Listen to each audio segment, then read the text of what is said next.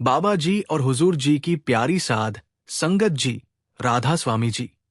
संगत जी, आज हम एक ऐसे विषय पर चर्चा करने जा रहे हैं जिसे लेकर लगभग हर नामदानी साधक के मन में कभी न कभी प्रश्न अवश्य उठता है।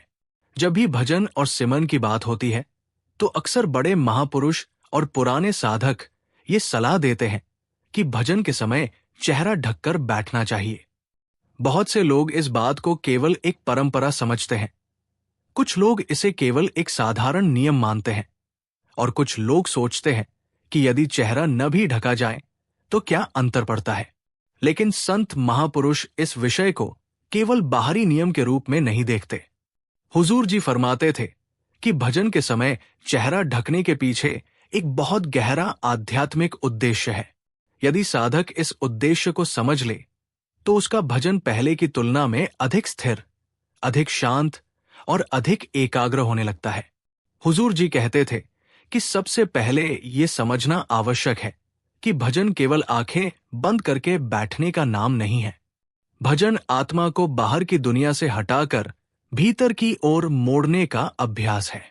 पूरे दिन हमारी आंखें, कान और मन संसार की ओर लगे रहते हैं। हम लोगों को देखते हैं, बातें सुनते हैं। अनेक प्रकार के दृश्य हमारे मन पर प्रभाव डालते हैं। जब हम भजन में बैठते हैं तो उसी समय मन तुरंत भीतर नहीं लौटता, वो बार बार बाहर की ओर भागता है। इसलिए संत महापुरुष ऐसे छोटे छोटे उपाय बताते हैं जो मन को जल्दी शांत होने में सहायता करते हैं। चेहरा ढकना भी उन्हीं उपायों में से एक माना जाता है। संगत जी, अब एक सुंदर उदाहरण से समझिए। यदि किसी कमरे में बहुत तेज प्रकाश हो और कोई व्यक्ति वहां बैठकर किसी छोटी सी वस्तु को ध्यान से पढ़ना चाहे तो उसे कठिनाई होगी। लेकिन यदि वही व्यक्ति शांत और नियंत्रित प्रकाश वाले स्थान पर बैठ जाए तो उसका ध्यान अधिक आसानी से एक जगह टिकने लगता है। ठीक इसी प्रकार जब हम भजन के समय अपने चेहरे और आंखों के आसपास का वातावरण शांत कर देते हैं तो मन को बाहर के दृश्य कम आकर्षित करते हैं और उसका ध्यान भीतर की ओर मोड़ना अपेक्षाकृत सहज हो जाता है। संत महापुरुष कहते हैं कि ये कोई चमत्कार नहीं बल्कि मन की प्रकृति को समझकर अपनाया गया सरल अभ्यास है। हुजूर जी फरमाते थे कि भजन के समय चेहरा ढकने का पहला उद्देश्य मन को बाहरी वातावरण से थोड़ा अलग करना है। जब चेहरा ढका होता है तो साधक के सामने बाहर का दृश्य नहीं रहता। यदि बीच में आंखें खुल भी जाएं तो सामने संसार का आकर्षण नहीं होता। इससे मन को बार बार बाहर जाने का अवसर कम मिलता है। धीरे धीरे उसका रुझान भीतर की ओर बनने लगता है। यही कारण है कि पुराने संत और अनुभवी साधक इस अभ्यास को उपयोगी बताते रहे हैं। संगत जी, संत महापुरुष बताते हैं कि बहुत से साधक बैठते ही इधर उधर देखने लगते हैं। कभी किसी की आहट सुनकर आंख खोल लेते हैं, कभी किसी हलचल की ओर ध्यान चला जाता है। इससे भजन की लय टूट जाती है। यदि साधक चेहरा ढककर बैठता है तो बाहरी व्यवधानों का प्रभाव कुछ कम हो सकता है और वो पहले की तुलना में अधिक देर तक अपने अभ्यास में बना रह सकता है। यही इस अभ्यास का व्यावहारिक लाभ है। हुजूर जी कहते थे कि यहां एक बात बहुत स्पष्ट रूप से समझ लेनी चाहिए। चेहरा ढकना अपने आप में आध्यात्मिक उपलब्धि नहीं है। यदि मन संसार में भटकता रहे और केवल चेहरा ढक लिया जाए तो उससे साधना पूरी नहीं हो जाती। संत महापुरुष कहते हैं कि चेहरा ढकना केवल एक सहायक उपाय है। वास्तविक साधना तो प्रेम, नाम का स्मरण, नियमित अभ्यास और सद्गुरु की कृपा से ही आगे बढ़ती है। इसलिए साधन को साध्य मत बनाइए। उसका उद्देश्य मन को सहायता देना है, उससे अधिक नहीं। संगत जी, यहां एक बहुत गहरी बात समझिए। कई बार लोग बाहरी नियमों को ही सबसे बड़ा मान लेते हैं और भीतर के परिवर्तन को भूल जाते हैं। संत महापुरुष कहते हैं कि यदि चेहरा ढका है लेकिन मन क्रोध, ईर्ष्या और अहंकार में डूबा हुआ है तो साधना अधूरी रहेगी। दूसरी ओर यदि साधक प्रेम, विनम्रता और श्रद्धा के साथ नाम में बैठता है तो वही सबसे बड़ी कमाई है। इसलिए बाहरी अनुशासन के साथ साथ भीतर की शुद्धता भी उतनी ही आवश्यक है। हुजूर जी फरमाते थे कि जो साधक नियमित रूप से प्रेम पूर्वक भजन करता है, वो स्वयं अनुभव करता है कि धीरे धीरे उसका मन पहले की अपेक्षा जल्दी शांत होने लगा है।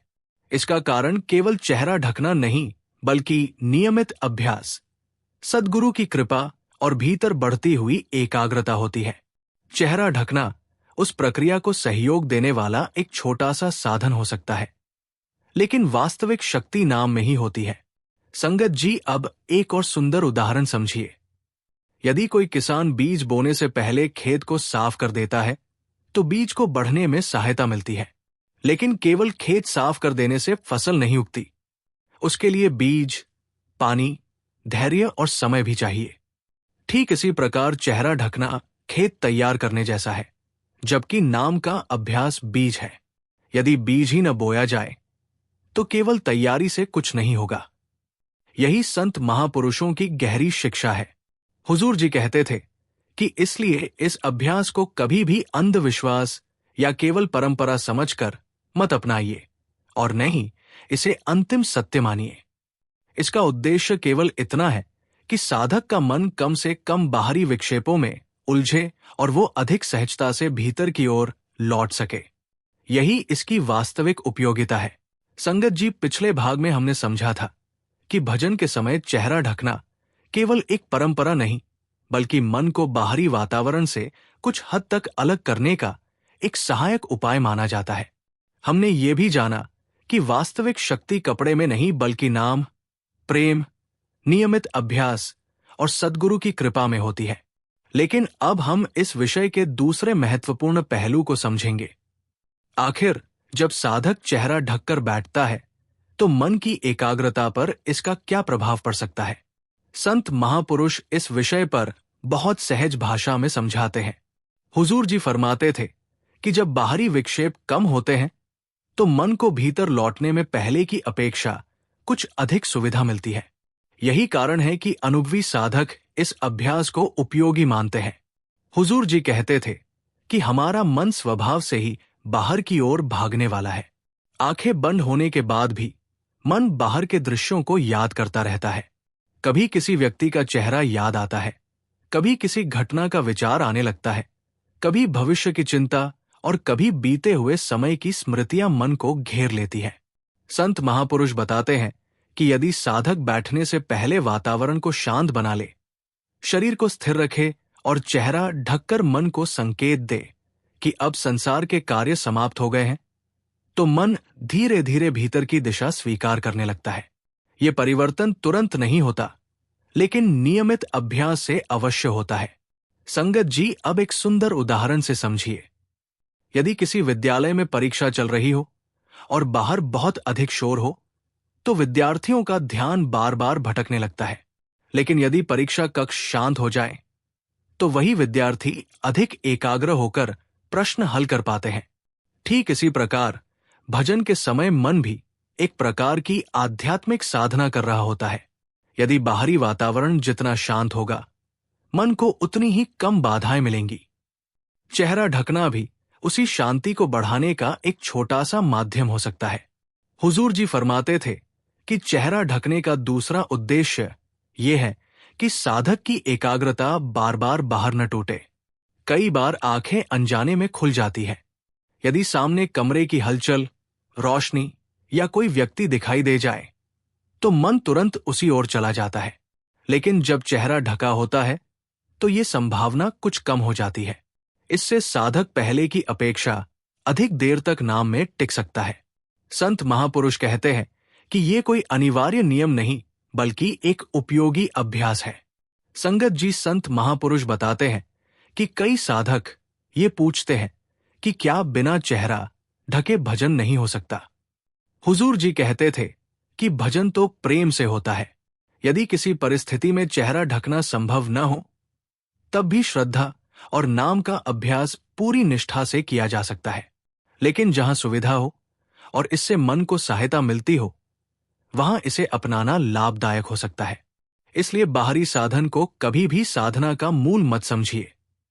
मूल हमेशा नाम और प्रेम ही है। हुजूर जी कहते थे कि एक और बात बहुत महत्वपूर्ण है। जब साधक चेहरा ढककर बैठता है, तो उसके भीतर एक मनोवैज्ञानिक संकेत भी जाता है कि अब ये समय केवल भजन का है। जैसे कोई व्यक्ति मंदिर, गुरुद्वारे या ध्यान कक्ष में प्रवेश करते ही अपने मन की अवस्था बदलने लगता है, वैसे ही ये छोटी सी तैयारी भी मन को साधना की दिशा में ले जाने में सहायता कर सकती है। संत महापुरुष कहते हैं कि मन आदतों से चलता है। यदि हर दिन एक जैसी तैयारी के साथ बैठा जाए तो कुछ समय बाद मन स्वयं उसी अवस्था में आने लगता है। संगत जी, यहां एक बहुत गहरी बात समझिए। कई लोग बाहरी नियमों का पालन तो पूरी तरह करते हैं, लेकिन बैठते ही मन संसार की योजनाएं बनाने लगता है। संत महापुरुष कहते हैं कि यदि मन बाहर ही घूमता रहे तो चेहरा ढकने का लाभ बहुत सीमित रह जाएगा। इसलिए सबसे पहले मन को प्रेम से नाम की ओर लौटाइए। यदि वो 100 बार भटके तो 100 बार उसे वापस लाइए। यही वास्तविक अभ्यास है। बाहरी अनुशासन तभी सार्थक है जब भीतर भी नाम का स्मरण चलता रहे। हुजूर जी फरमाते थे कि जो साधक नियमित रूप से इस प्रकार बैठता है, वो कुछ समय बाद अनुभव करता है कि अब बैठने में पहले जैसी बेचैनी नहीं होती। मन जल्दी शांत होने लगता है, आंखें बार बार खोलने की इच्छा कम हो जाती है और भीतर का वातावरण पहले की अपेक्षा अधिक स्थिर महसूस होने लगता है। संत महापुरुष कहते हैं कि ये सब धीरे धीरे होने वाला परिवर्तन है। इसमें जल्दबाजी नहीं करनी चाहिए। संगत जी, अब एक और सुंदर उदाहरण समझिए। यदि कोई माली पौधे के चारों ओर छोटी सी बाड़ लगा देता है तो उसका उद्देश्य पौधे को बढ़ाना नहीं, बल्कि उसे अनावश्यक बाधाओं से बचाना होता है। पौधे को बढ़ाने की शक्ति तो मिट्टी, पानी और सूर्य से आती है।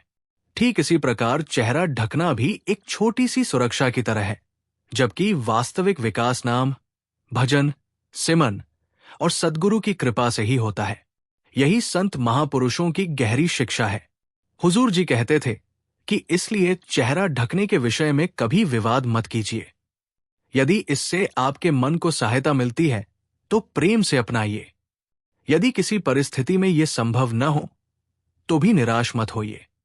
सबसे महत्वपूर्ण बात यह है कि मन सद्गुरु के चरणों में जुड़ा रहे, क्योंकि अंतः आत्मा को ऊपर उठाने वाली शक्ति किसी कपड़े में नहीं, बल्कि नाम की कमाई और सद्गुरु की कृपा में ही होती है। संगत जी, पिछले भागों में हमने समझा था कि भजन के समय चेहरा ढकना मन को बाहरी वातावरण से कुछ हद तक अलग करने का एक सहायक उपाय माना जाता है।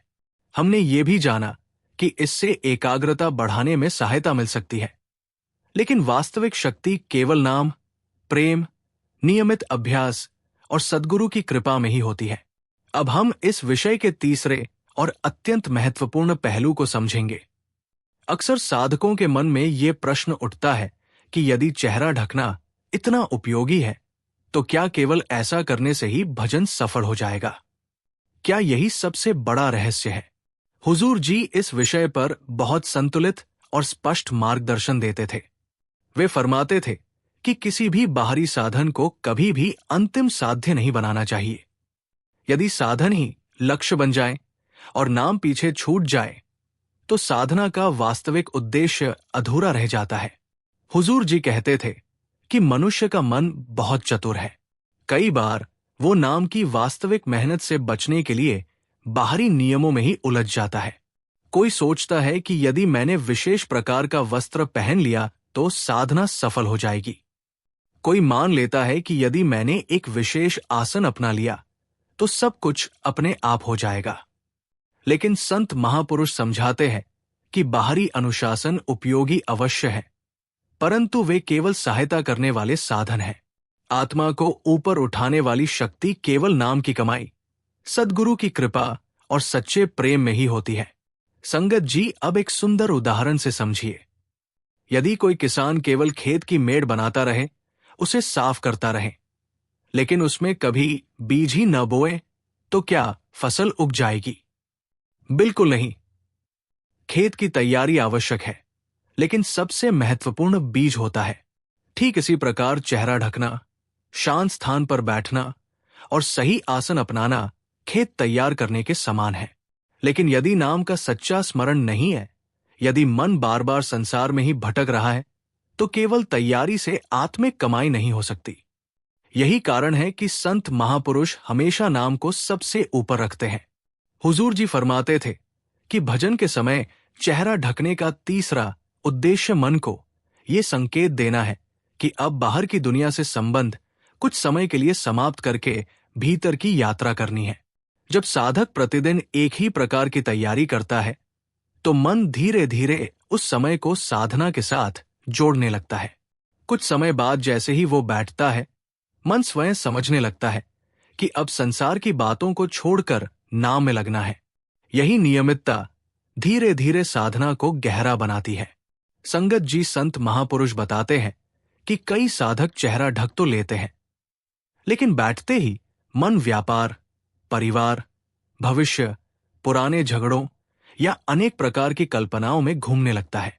ऐसे में कपड़ा तो चेहरे पर है, लेकिन मन पूरी तरह संसार में है। हुजूर जी कहते थे कि इस स्थिति में सबसे पहले मन को प्रेम से वापस नाम की ओर लाना चाहिए। यदि मन 1000 बार भी भटके तो बिना निराश हुए 1000 बार उसे नाम में लगाइए। यही वास्तविक साधना है। मन का भटकना असफलता नहीं, बल्कि उसे वापस लाना ही अभ्यास है। हुजूर जी कहते थे कि एक और महत्वपूर्ण सावधानी यह है कि साधक कभी भी अपने अभ्यास की तुलना दूसरों से न करे। कोई चेहरा ढककर बैठता है, कोई नहीं ढकता, कोई अलग प्रकार से बैठता है, कोई अलग समय पर बैठता है। संत महापुरुष कहते हैं कि इन बातों से अधिक महत्वपूर्ण यह है कि भीतर प्रेम कितना है। यदि प्रेम है, श्रद्धा है और नियमितता है तो साधना आगे बढ़ेगी। यदि केवल बाहरी नियम है और भीतर प्रेम नहीं है तो प्रकृति बहुत सीमित रह जाएगी। संगत जी यहां एक बहुत गहरी बात समझिए। संत महापुरुष कहते हैं कि चेहरा ढकने का अर्थ केवल आंखों को ढकना नहीं, बल्कि मन को भी संसार की ओर देखने से रोकना है। यदि आंखें बंद हैं, लेकिन मन पूरे संसार में घूम रहा है, तो वास्तविक चेहरा अभी भी खुला हुआ है। और यदि मन प्रेम पूर्वक नाम में जुड़ गया है, तो वही सबसे बड़ी साधना है। इसलिए संत महापुरुष बाहरी अनुशासन के साथ साथ भीतर की जागरूकता पर भी बराबर बल देते हैं। हुजूर जी फरमाते थे कि जो साधक नियमित रूप से इस प्रकार भजन करता है, वो धीरे धीरे अनुभव करता है कि अब बैठते ही मन पहले की अपेक्षा जल्दी शांत होने लगता है। आंखें बार बार खोलने की इच्छा कम हो जाती है। बाहरी आवाजें पहले जैसी परेशान नहीं करती। इसका कारण केवल चेहरा ढकना नहीं, बल्कि लगातार किया गया अभ्यास होता है। अभ्यास मन को नया संस्कार देता है और वही संस्कार आगे चलकर साधना को सहज बना देता है। संगत जी अब एक और सुंदर उदाहरण समझिए। यदि कोई संगीत वादक प्रतिदिन एक ही स्थान पर बैठकर अभ्यास करे, तो कुछ समय बाद उस स्थान पर बैठते ही उसका मन अपने आप संगीत की अवस्था में आने लगता है।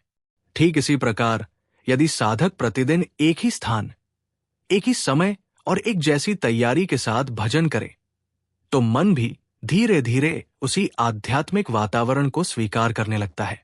यही कारण है कि संत महापुरुष नियमितता को बहुत महत्व देते हैं।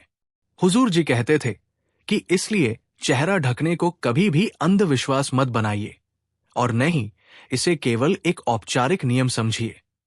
यदि इससे मन को सहायता मिलती है तो इसे प्रेम पूर्वक अपनाइए, लेकिन हमेशा याद रखिए कि वास्तविक उद्देश्य आत्मा को नाम में जोड़ना है।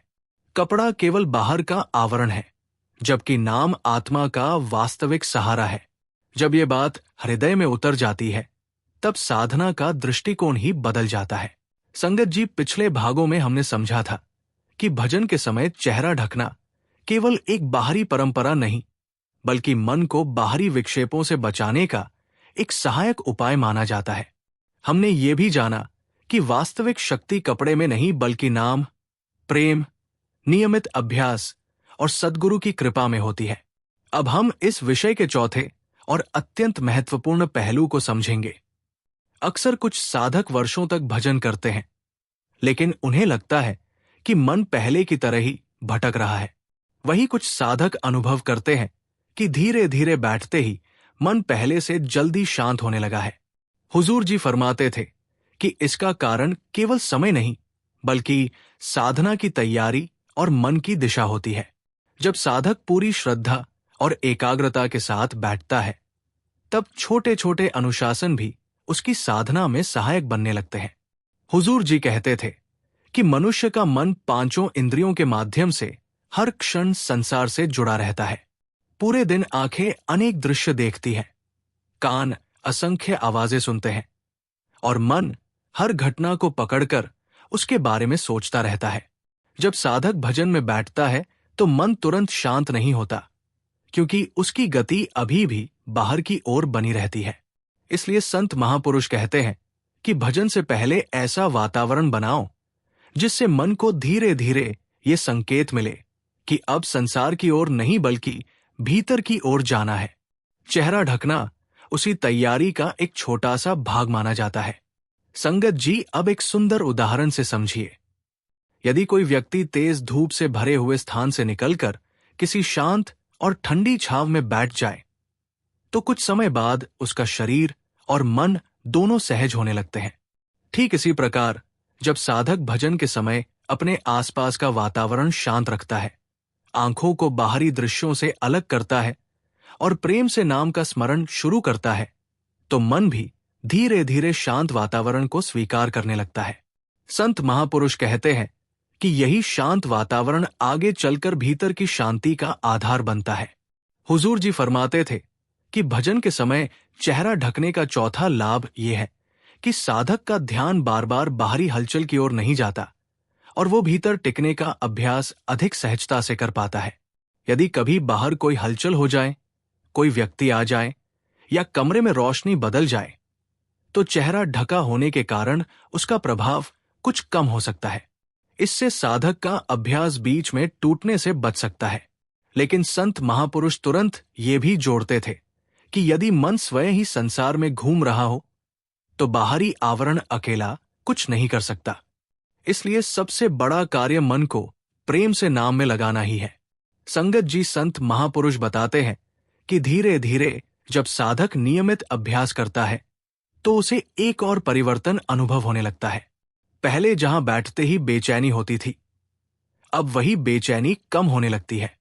पहले हर छोटी आवाज पर ध्यान चला जाता था, अब मन उतना प्रभावित नहीं होता। पहले आंखें बार बार खुल जाती थी, अब वे अधिक सहजता से बंद रहती है। ये परिवर्तन किसी एक दिन में नहीं आता, ये नियमित अभ्यास, अनुशासन और सद्गुरु की कृपा का परिणाम होता है। हुजूर जी कहते थे कि कई साधक ये पूछते हैं कि क्या चेहरा ढक लेने से ध्यान जल्दी लग जाता है। संत महापुरुष कहते हैं कि ध्यान का संबंध कपड़े से नहीं बल्कि मन की अवस्था से है। यदि मन प्रेम से भरा है, यदि श्रद्धा सच्ची है और यदि नाम में लगने की तड़प है, तो साधना आगे बढ़ती है। चेहरा ढकना केवल मन को बाहरी विक्षेपों से कुछ राहत देने का एक साधन है। इसलिए इसे कभी भी चमत्कार समझकर मत अपनाइए। इसे केवल एक सहायक अनुशासन के रूप में समझिए। संगत जी, यहां एक बहुत गहरी बात समझिए। संत महापुरुष कहते हैं कि वास्तविक चेहरा केवल शरीर का चेहरा नहीं है, बल्कि मन का चेहरा भी है। यदि बाहर चेहरा ढका हुआ है, लेकिन भीतर मन इच्छाओं, क्रोध, अहंकार और चिंताओं में डूबा हुआ है, तो साधना अभी अधूरी है। लेकिन यदि बाहर साधारण स्थिति हो और भीतर मन प्रेम से नाम में जुड़ा हो, तो वही वास्तविक साधना है। इसलिए संत महापुरुष हमेशा भीतर की पवित्रता को सबसे अधिक महत्व देते हैं। हुजूर जी फरमाते थे कि जो साधक इस संतुलन को समझ लेता है, वो कभी बाहरी नियमों में उलझता नहीं और नहीं उन्हें तुच्छ समझता है। वो जानता है कि अनुशासन आवश्यक है, लेकिन अनुशासन का उद्देश्य केवल मन को नाम की ओर ले जाना है। इसलिए वो हर छोटी बात को प्रेम और समझदारी के साथ अपनाता है। यही संतों का मार्ग है, न अंधविश्वास, न उपेक्षा, बल्कि संतुलित साधना। संगत जी, अब एक और सुंदर उदाहरण समझिए। यदि कोई संगीतकार अपने वाद्य यंत्र को ठीक से मिलाकर अभ्यास करता है, तो उसका संगीत अधिक मधुर होता है। लेकिन यदि वह केवल वाद्य को ही चमकाता रहे और अभ्यास न करे, तो संगीत कभी उत्पन्न नहीं होगा। ठीक इसी प्रकार चेहरा ढकना, शांत स्थान चुनना और सही मुद्रा में बैठना वाद्य को तैयार करने जैसा है। लेकिन वास्तविक संगीत तो नाम के निरंतर अभ्यास से ही उत्पन्न होता है। यही कारण है कि संत महापुरुष बार बार नाम की कमाई पर बल देते हैं। हुजूर जी कहते थे कि इसलिए यदि आप चेहरा ढककर बैठते हैं तो ये भावना रखिए कि अब कुछ समय के लिए मैं संसार की ओर नहीं बल्कि अपने सद्गुरु की ओर मुड़ रहा हूं। ये भावना ही साधना को गहराई देती है। जब भावना शुद्ध होती है तब छोटा सा अनुशासन भी आत्मा की यात्रा में सहायक बन जाता है। संगत जी भजन और सिमरन के समय चेहरा ढकना किसी अंधविश्वास का विषय नहीं बल्कि मन को बाहरी विक्षेपों से बचाने का एक सहायक उपाय माना जाता है। हमने ये भी जाना कि इससे साधक को एकाग्रता बनाए रखने में सहायता मिल सकती है। लेकिन वास्तविक शक्ति केवल नाम, प्रेम, नियमित अभ्यास और सद्गुरु की कृपा में ही होती है। अब प्रश्न यह है कि इस पूरे विषय का वास्तविक निष्कर्ष क्या है? आखिर संत महापुरुष हमें क्या संदेश देना चाहते हैं? हुजूर जी फरमाते थे कि यदि साधक केवल बाहरी नियमों तक सीमित रह गया और भीतर नाम का प्रेम नहीं जागा तो उसकी साधना अधूरी रह जाएगी। लेकिन यदि भीतर प्रेम जाग गया, नाम का स्मरण सच्चा हो गया और मन धीरे धीरे संसार से हटकर सद्गुरु की ओर मुड़ने लगा तो वही साधना का वास्तविक उद्देश्य है। हुजूर जी कहते थे कि बहुत से लोग छोटी छोटी बातों पर बहस करने लगते हैं। कोई कहता है कि चेहरा ढकना आवश्यक है, कोई कहता है कि इसकी आवश्यकता नहीं है। लेकिन संत महापुरुष कहते हैं कि इन बातों में विवाद करने के स्थान पर यह देखो कि तुम्हारा मन नाम में कितना लगता है। यदि चेहरा ढकने से तुम्हें सहायता मिलती है तो प्रेम से अपनाओ। यदि किसी परिस्थिति में ऐसा संभव नहीं है तो भी निराश मत हो। सबसे बड़ी बात यह है कि तुम्हारा मन सद्गुरु के चरणों में जुड़ा रहे, क्योंकि आत्मा को ऊपर उठाने वाला नाम है, कपड़ा नहीं। संगत जी अब एक सुंदर उदाहरण से समझिए। यदि कोई व्यक्ति मंदिर जाने से पहले अपने जूते बाहर उतार देता है तो उसका उद्देश्य केवल जूते उतारना नहीं होता। उसका उद्देश्य ये होता है कि वो श्रद्धा और सम्मान के भाव से भीतर प्रवेश करे। ठीक इसी प्रकार जब साधक भजन से पहले चेहरा ढकता है, शांत वातावरण बनाता है और मन को संसार से हटाने का प्रयास करता है तो उसका उद्देश्य केवल एक कपड़ा ओढ़ना नहीं बल्कि अपने मन को ये संदेश देना होता है कि अब ये समय केवल सद्गुरु का है। यही भावना साधना को गहराई देती है। हुजूर जी फरमाते थे कि भजन के समय चेहरा ढकने का सबसे बड़ा लाभ तभी मिलता है जब उसके साथ मन भी संसार से हटकर नाम में जुड़ जाए।